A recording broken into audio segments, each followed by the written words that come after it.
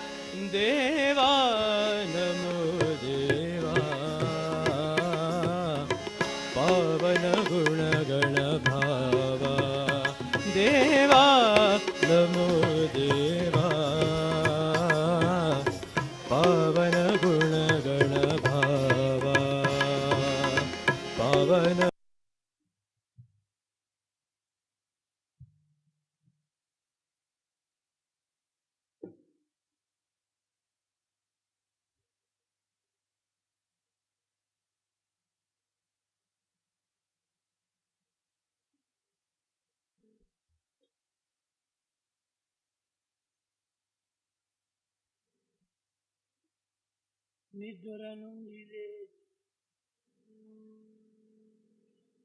మరి నిద్రపోయడుగా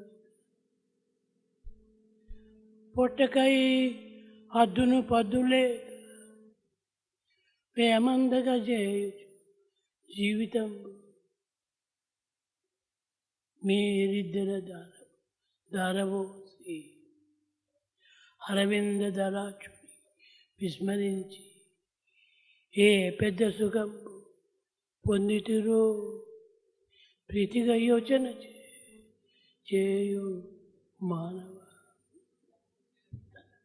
O man, right from that moment you get up from bed until you go back to your bed and rest, you spend all your lifetime to eke out your living and to acquire all forms of knowledge, forgetting God. Just think for yourself what kind of happiness, what kind of joy you have enjoyed all through. నిద్ర నుండి లేచి మరి నిద్రపోయాడు దాది పొట్టకై హద్దును పద్దులేక వ్యయమందగా చేయుచు జీవితంబు మీరిద్దర దారవోసి అరవింద దళాక్షుని విస్మరించి ఏ పెద్ద సుఖంబు పొందితురు ప్రీతిగా యోచన చేయు మానవ. O man, inquire clearly, without any limitations, without any kind of principles. You went on acquiring money and you have spent all your life in search, in pursuit of knowledge. You have forgotten God and you have spent all your time for this education. And what is it that you have acquired ultimately? What kind of enjoyment, happiness that you have enjoyed? ఇది భౌతికమైన జీవితమునకు ప్రధాన లక్ష్యంగా భావిస్తున్నారు ప్రజలు. People consider it as main objective, the acquisition of secular knowledge for this world. కానీ ఆధ్యాత్మిక రంగం నందు ప్రవేశించిన ఇది పరమ విరుద్ధంగా కూడా కనిపిస్తుంది. But from the spiritual parlance, it seems to be quite contradictory. కృష్ణుడు ప్రతి మానవుని మానవునిగా భావించలేదు. Krishna has not considered every human being as a simple human being. మమై వంశో జీవలోకే జీవభూత సనాతన. మీరు సనాతనులైనటువంటి యొక్క జీవుడు, నా అంశము, మీరు ప్రత్యేకం కాదు, నా అంశమే మీరు. కనుక మీరు మానవుడిగా బ్రతకవలసినటువంటి యొక్క ప్రవర్తన, మీలో లేదు. లేక పశువులుగా ప్రవర్తించవలసినటువంటి అవసరము మీది కాదు. మీరు మమై వంశో, నా అంశం నందు పుట్టినటువంటి మీరు మీరు అనుభవించవలసింది, కోరవలసినది వేరు. What Krishna said was, do not consider yourself as simple human beings. You don't have to conduct yourself as a human being or be bestial in your attitude and behavior. Know fully well that you are the sparks of the divine. You are ancient, you are eternal, and you are basically divine. నా అంశములు సత్యము, ధర్మము, శాంతి, ప్రేమ, అహింసలు. Being the sparks of the divine, you are supposed to have these sacred qualities like truth, righteousness, peace, love, and non-violence. ఈ గుణములతో ప్రవర్తించవలసినటువంటి మానవుడు ఈనాడు కామక్రోధ లోభమోహ మాత్సల్యములతో మీరు మెరుగుతున్నారు.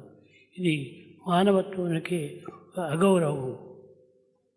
Instead of behaving with these qualities, noble virtues, man has submitted himself to evil qualities like anger, jealousy, hatred, avarice, and it is not befitting the life of a human being. ఈ ఆహార విహారముల చేతనే మానవుని యొక్క గుణములు మార్పు చెందుతున్నవి. These changes are due to the food habits and other behavioral tendencies. కనుక మనం ఈ ఫుడ్డును తినేటువంటి తిండిని టైం ప్రకారము వేళకు సక్రమమైనటువంటి భోజనం చేసి సక్రమమైన పానీయం తీసుకొని సరి అయినటువంటి మార్గంలో జీవించడం మానవుని వలె బ్రతకాలి. Therefore, we should lead the life of a true human being, observing all regulations so far as the food is concerned. The food has got to be pure, and the water that we drink has got to be pure, and we have to take our food in time regularly. కానీ ఈనాటి మానవుడు విద్యను కూడా అభ్యసించడం అది అవసరమే. It is essential that one should be educated, one should learn. చదివినంత మాత్రమున అది ఒక చదువు కాదు. By learning, you cannot call yourself educated in the true sense of the term. Education అనేటువంటిది కేవలము బాహ్యమైన లౌకికమైన ప్రకృతికి సంబంధించినటువంటివి. The education that you acquire is related to the external outer world. కానీ ఇది ఎడ్యుకేషన్ అని అనిపించుకోదు. This cannot be called education in the true sense. ఇది బాహ్యమైన లౌకికమైన భాషల చేత అర్థముల చేత ఇది ప్రవర్తిస్తూ వస్తున్నది. In fact, we go by the worldly sense, the physical way, the secular knowledge that we receive. చదివించినంతను గర్వం మీద నీ చదువులలో ఉన్నటువంటి మనోమేమి అని ప్రశ్నించింది. In fact, the question is this: what is the secret, what is the essence of education that you have acquired?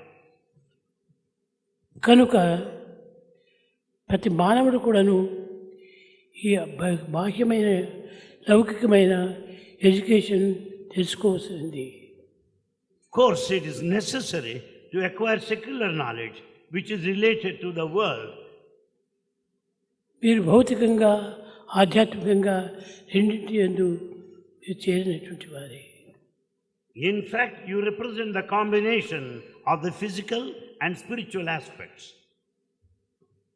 ఈ లౌకికమైన విద్యలు కూడాను కొంతవరకు జీవితానికి ఆదర్శంగా ఉంటాయి. Today, this secular knowledge, the worldly knowledge, is ideal. కానీ స్పిరిచువల్ నాలెడ్జ్ చాలా అవసరం. But spiritual knowledge is most essential. అవి అంతర్భావములు.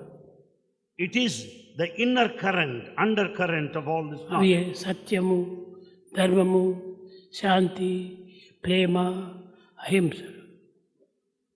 That the spiritual knowledge represents these sacred values, the noble values like truth, righteousness, peace, love and non-violence. కనుక ఈ ప్రేమ అనేటువంటి దాన్ని మనం పొందాలనుకుంటే ప్రేమిస్తున్నారు అందరూ కూడా. In order to acquire love, we should start loving. No doubt we love. కానీ అది నిజమైన ప్రేమ కాదు. It's not true love. కేవలము దేహ సంబంధమైన ప్రాకృతమైన మెప్పుల నిమిత్తమై ప్రేమించుతున్నట్టుగా మనం నటిస్తున్నాం. We pretend as if we love. It's not true love at all. Our love is based on the physical, the external point only. దీని అన్నింటికీ సత్యము ప్రధానం. For all this, the truth is the basis. ఈ సత్యం నుంచి ధర్మం ఆవిర్భవించింది. Dharma, righteousness originated out of truth, Sathya. సత్యం నాస్తి పరో ధర్మ. There is no greater code, Dharma, beyond the truth, ఈ Sathya. సత్య ధర్మములు రెండును చేరినప్పుడు శాంతి సహజంగా మనకు ప్రాప్తిస్తుంది. With these two existing together, Sathya and Dharma, there will be peace, the Shanti. ఎప్పుడు పీస్ లభించునో అప్పుడు మనలో ప్రేమ ఉట్టి పడుతుంది. When once there is peace, naturally, you find the fountain of love there. ప్రేమ వచ్చినప్పుడు ద్వేషం అనేది ఒక సమీపంలోనే ఉండదు. Where there is love, there is no scope for any hatred. కనుక ప్రేమించినటువంటి వాడికి అదే అహింస. Therefore, the true love represents ahimsa or non-violence. ఎవరిని హింసించేటువంటిది కాదు. In fact, true love will not harm or hurt anybody. కనుక ఈ అంతర్భావములైనటువంటి అంతర్ప్రవాహములైనటువంటి ఈ సత్యధర్మ శాంతి ప్రేమలో ఒక తత్వాన్ని మొట్టమొదట గుర్తించడానికి ప్రయత్నించాలి. Therefore, everyone must make a sincere attempt to begin with what it is, the undercurrent, the underflow that represents the four essential basic values of human life: the truth, righteousness, peace and love. సత్యము అంటే కేవలము చూచింది చూచినట్టు, చెప్పింది చెప్పినట్టు, విన్నది విన్నట్టు చేయటం మాత్రమే కాదు సత్యం. Truth does not merely mean telling what you have seen, telling what you heard, representing what you have experienced. No, it is something beyond. అవి అంతర్భావం నుంచి ఆవిర్భవించేటువంటిది. It should come from within, from the inner feeling. దేనికి కూడాను దాని ఒక విధమైనటువంటి లక్ష్యం చేయదు. In fact, it would not care, it would not bother about anything else. సత్యాన్ని సాధించినటువంటి వారు లోకంలో ఎక్కువగా కనిపించరు. In fact, you do not find in this world who does not respect the truth. సత్యము అందరికీ కనిపించేటువంటి ఒక పదార్థం కాదు. Truth is not matter, has to be visualized, has to be seen by everybody in this world. హృదయం నుంచి మనకు శ్వాస ఏ విధంగా వస్తుందో అదేవిధంగానే సత్యము అనేటువంటిది మన హృదయం నుంచి ఆవిర్భవించాలి. Just as we find the breathing process, respiration going on, we find truth finding its place within ourselves. అప్పుడే మనకు ఆ సత్యం పరిజ్ఞానము అనేటువంటి తృప్తి, self satisfaction. Then only we will have the self-satisfaction of having spelt out, of having uttered the truth. అది మార్పు చెందినటువంటిది కాదు. Truth is changeless. Truth is permanent. The truth is permanent. ఇది మధ్య మధ్య మార్పు చెందేటువంటిది కాదు. It doesn't change in between with the passage of time. కనుకని మొట్టమొదట గీతలో సత్యమే ప్రధానము అని చెప్పాడు. Therefore, of all this, truth is the foundation. అదే ఫండమెంటల్. అదే fundamental. And this truth is fundamental. ఆ సత్యాన్ని మనం ఆధారంగా తీసుకున్నప్పుడే దాని నుంచి ఒక విధమైనటువంటి యొక్క ధర్మము ఏర్పడుతుంది. When we base or rely on this truth, you will find the dharma, righteousness, arising out of it. మానవుడు చేయవలసినటువంటి యొక్క కర్తవ్యం ఏమిటి, మానవుని యొక్క ప్రవర్తన ఏమిటి అనేటువంటిది ఆ సత్యమే మనకు ప్రబోధిస్తుంది. What is to be done? What is the duty of every man. What is dharma of every man? It is the truth that teaches how to conduct ourselves. సత్యం యొక్క ప్రతిబింబమే ధర్మము. The reflection of truth is dharma, righteousness. కనుక ఈ righteousness ఈ truth సత్యంతో చేరినప్పుడు రెండు విధాల ఒక విధమైన శాంతి ఏర్పడుతుంది. When this dharma righteousness is in combination with the true satya, then there you find the shanti or peace. సత్యం వేరు ధర్మం వేరు అయినప్పుడే మనలో శాంతి ఉండదు. If satya and dharma are apart, driven apart from each other, then there will be no peace or shanti. సత్యంతో ధర్మం చేరినప్పుడే ఇది నిజమైన శాంతి. True peace can be experienced when satya and dharma exist together. కనుక ఇది నిజమైన శాంతి. This is indeed the true peace. శాంతి ఎక్కడనో ఉన్నది, ఎక్కడనో సంపాదించాలి అనేటువంటి భ్రాంతి కేవలం ఒక పిచ్చి భ్రాంతియే. It is only foolish imagination, your own illusion, to think that peace exists somewhere else, that peace is separate from you. Peace అనేటువంటిది సపరేట్గా లేదు ఈ లెక్క జగత్తులో. Peace is not a mere expression, verbal or vocal. సత్యధర్మంలో చేరినప్పుడే ఇక్కడ piece వస్తుంది. Peace is the result of the blending or the combination of satya and dharma. ఈ సత్యధర్మం రెండు వేరు వేరు అయినప్పుడు అక్కడ పీస్ ఉండదు, పీసెస్ అవుతుంది. When satya and dharma are apart from each other in different opposite poles, you don't find peace, you find only pieces. కనుక ఈ పీస్ ఏర్పడినప్పుడే దానిలో ఒక విధమైన ప్రేమ ఆవిర్భవిస్తుంది. When one's peace is clearly established, you'll find the love arising out of it. పీస్కు ప్రేమకు సన్నిహిత సంబంధ బాంధవ్యం ఉంది. Peace and love are intimately related and associated. మనము ప్రేమించినట్టుగా మనం నటిస్తున్నాం కానీ అన్ని విధములుగా కూడా మనం యాక్షన్ చేస్తున్నాం కానీ అది నిజమైన ప్రేమ కాదు. We pretend as if we love. All our actions excellently represent how dramatic we are in this field of love. It is not true love. ఇది కేవలము ఒక విధమైన శాంతితో చేరినప్పుడే ఈ ప్రేమకు నిజమైనటువంటి ప్రాణం లభిస్తుంది. In fact, this love will find its fulfillment if it is in combination with the peace established earlier. ఈ ప్రేమ లభించినా మనకు అహింస, ఎవరిని హింస చేయరు. Thereafter comes the next basic human value, the non-violence. You should not harm or hurt anybody. Love is everywhere. ప్రేమ ఎన్ని వైపులా ఉంటున్నది, అందరి యందు ఉంటున్నది. Love is everywhere. Love is clearly established in everyone. ప్రేమకు ఒక విధమైనటువంటి ప్రధాన స్థానము, ప్రధాన రూపము, ప్రధాన క్రియలు లేవు. Love is beyond specific name, specific form and specific action. Love is God. Love is God. Live in love. Live in love. కనుక ఆ ప్రేమనే ఎప్పుడుంది మనము నిజమైనటువంటిగా దైవంగా భావించాలి. Therefore, we have to consider this love as the basic, fundamental thing for this dharma or righteousness. దీనిని educare అన్నారు. This is educare. సత్యము, ధర్మము, శాంతి, ప్రేమ, అహింస వీటిని ఎడ్యుకేర్ అన్నారు. Educare comprises these human values: truth, righteousness, peace, love, and non-violence.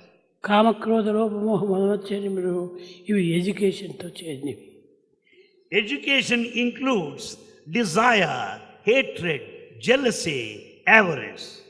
ఇవన్నీ విధమైనటువంటి ప్రాకృతమైనటువంటి లక్షణములు. They are all worldly traits or behavioral tendencies. కానీ ప్రపంచమునికి ఎట్టి సంబంధము లేనటువంటి యొక్క నిజమైనటువంటిది educare. But educare is beyond that which is within, that which has got nothing to do with these external traits. నీవు సత్యం అనేటువంటిది ఎక్కడి నుంచి చదివావు? Truth, where from you got it? Where have you studied about it? ఇది ఒక అక్షరంతో నేర్చుకున్నటువంటిది కాదు. Sathya is not to be learned out of letters only. ఆత్మ నుంచి ఆవిర్భవించినటువంటిది. It should find its place from within. It is within you. సత్యం అనేటువంటిది మనలో ఎప్పుడు స్వరూపంగా ఉంటుందో అది అన్ని విధాల శాంతిని చేకూరుస్తుంది. When once the truth is clearly established, it will confer peace to you ultimately. ధర్మం కూడా అందులోనే ఆవిర్భవిస్తుంది. And dharma also will arise out of this. విద్యార్థులారా, Students, చాలామంది సత్యము, ధర్మము, శాంతి, ప్రేమ, అహింస అనేటువంటిది అంతర్భావములుగా భావించుకోవటం లేదు.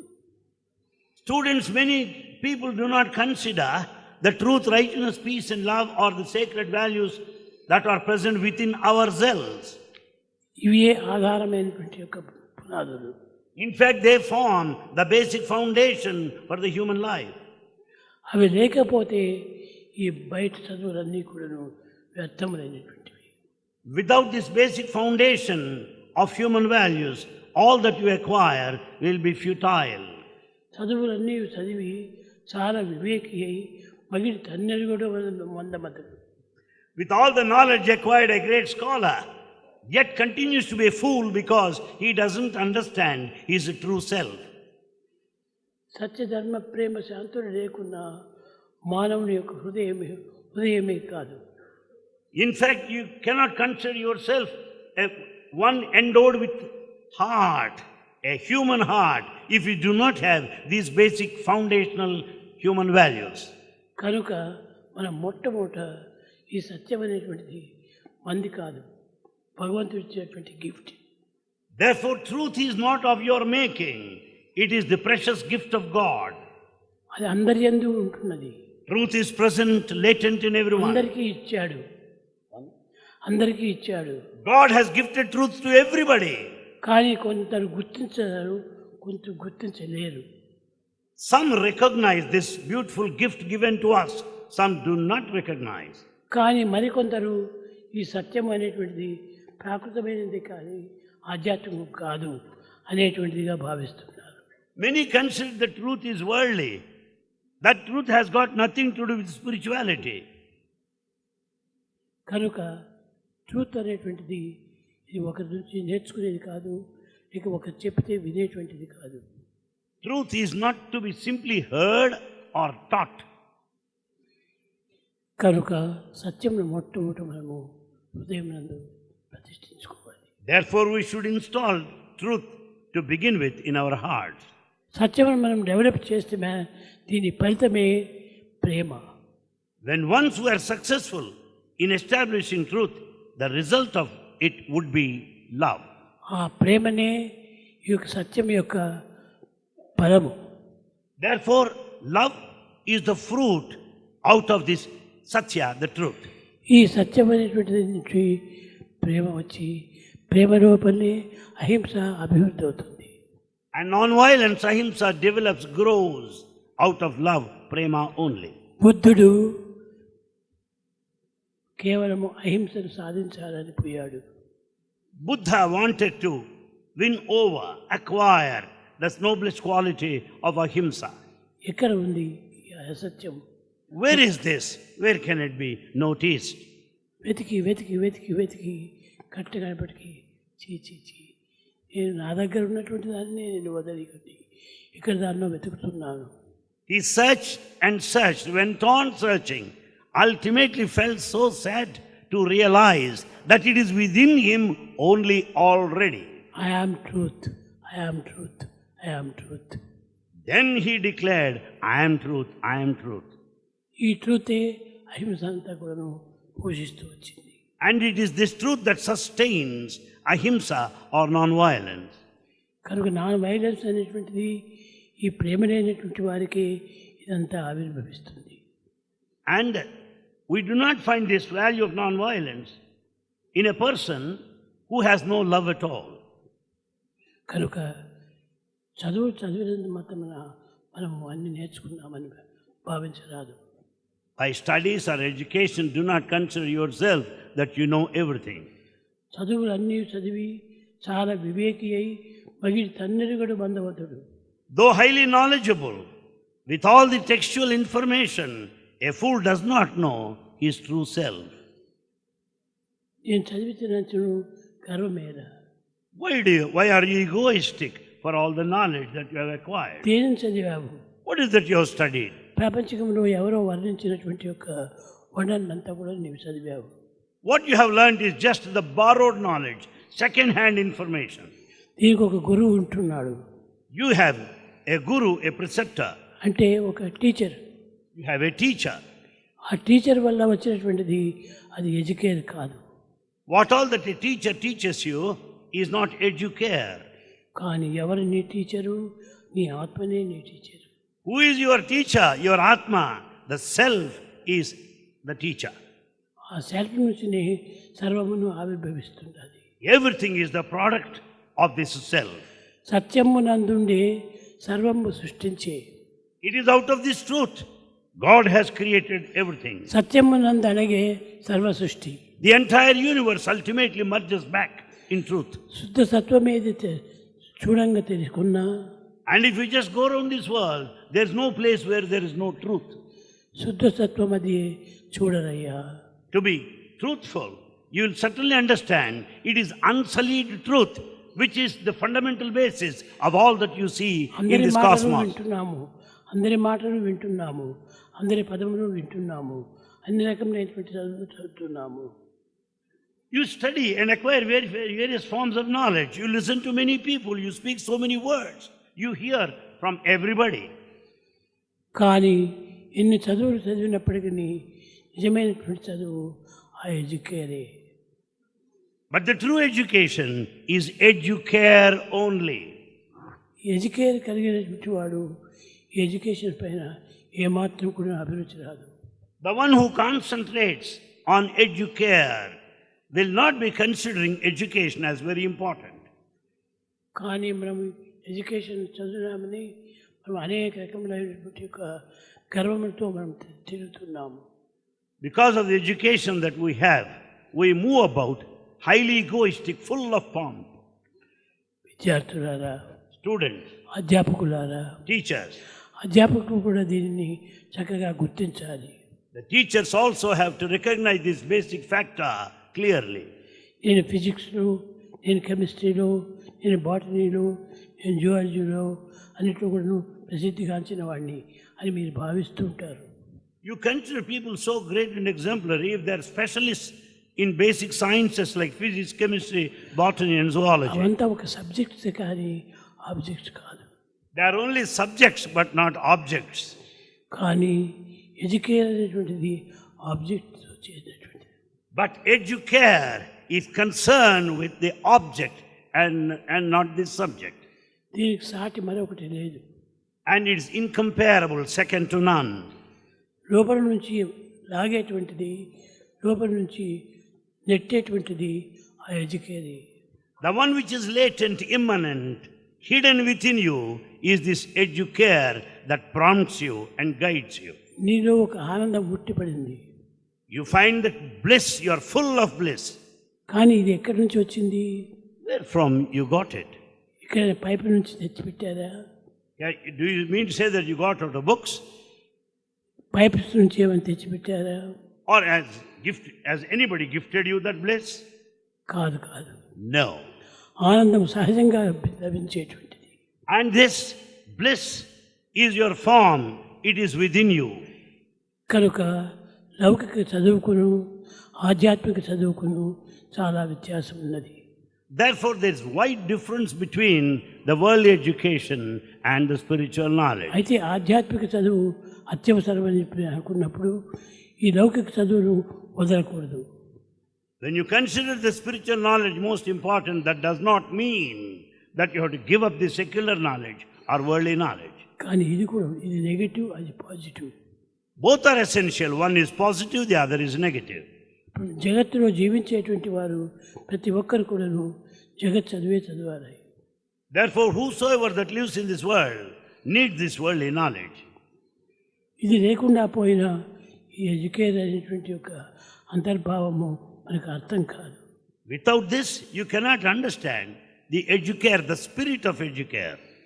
కానీ ఒకటి మాత్రం గుర్తించాలి. But one has to understand the spirit behind it. అన్నింటినీ భగవంతుడే అందిస్తున్నాడు.